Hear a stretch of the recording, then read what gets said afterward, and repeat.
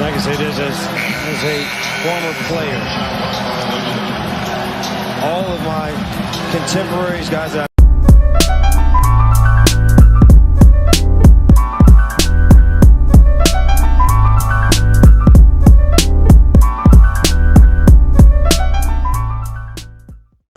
What's going on there, guys? We back with another one, and the reactions are rolling in, man. The Los Angeles Lakers have defeated the Memphis Grizzlies. Dillon Brooks exited the locker room before the media could even enter to talk to the players, so he ran from the smoke again. He ran from the interviews and everything. He can't deal with the difficulty. He just talks, and then when they lose, he has nothing to say.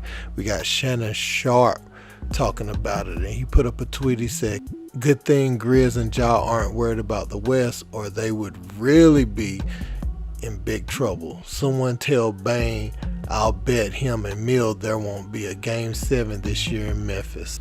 So he's trolling the Grizzlies hard. And Skip Bayless just had this to say about the game, and he says LeBron got the last laugh on Dillon Brooks. Man, so much was going on in the crowd. You had Kyrie pulling up to support LeBron. Check this out.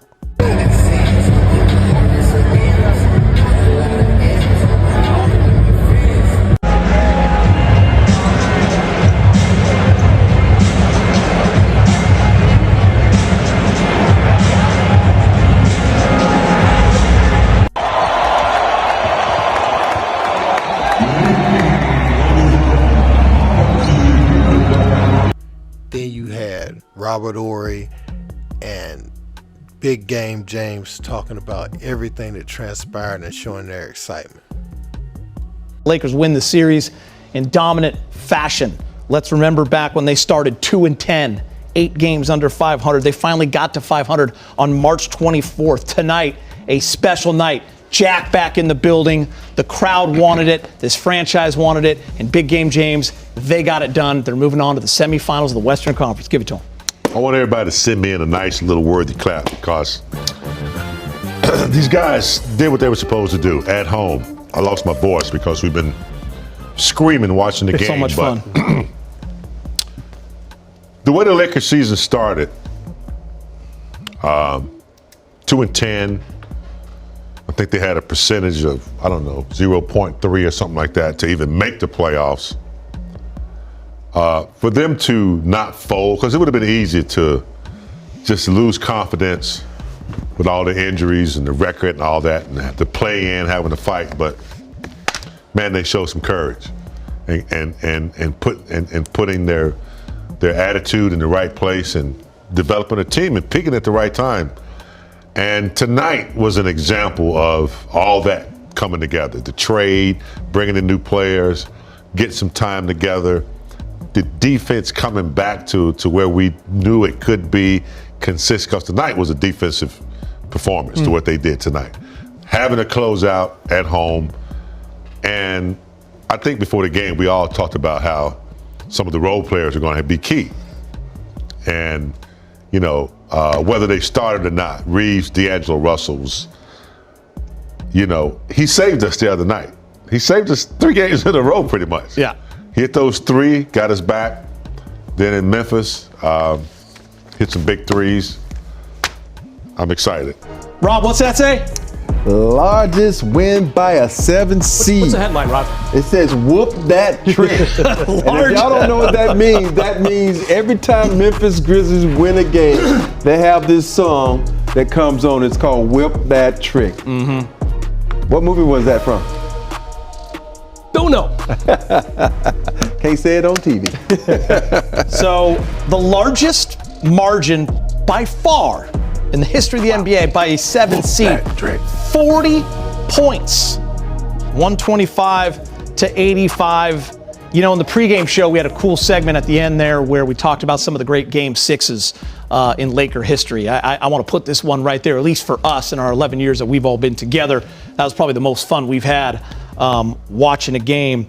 There are so many heroes to talk about, guys, individually, but let's talk about the team defensively. Rob, I'll let you go first. I mean, talk about setting the tone, active hands, steals. AD was the best defensive player in the world tonight, without a doubt. When you think about defensive dominance throughout the history of the NBA, what AD did tonight has to rank in the top 5, might be the top 3, because he was able to control the paint, he was able to block shots, he was able to get steals, and sometimes when a guy gets an early foul, he kind of backs off. Not AD. That one block he got from behind on Ja and controlled it and started a break, that's incredible.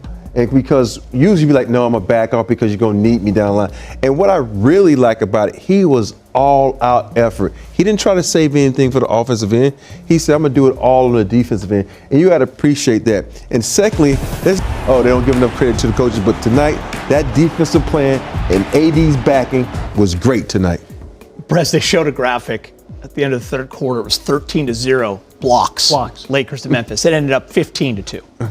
Thanks for pointing that out, Geet. I got a few numbers here I scratched out. Had a lot of time to go through the stats for the series in that fourth quarter. AD had 26 block shots. Jaren Jackson Jr., the Defensive Player of the Year, he had 12 block shots. Where was he?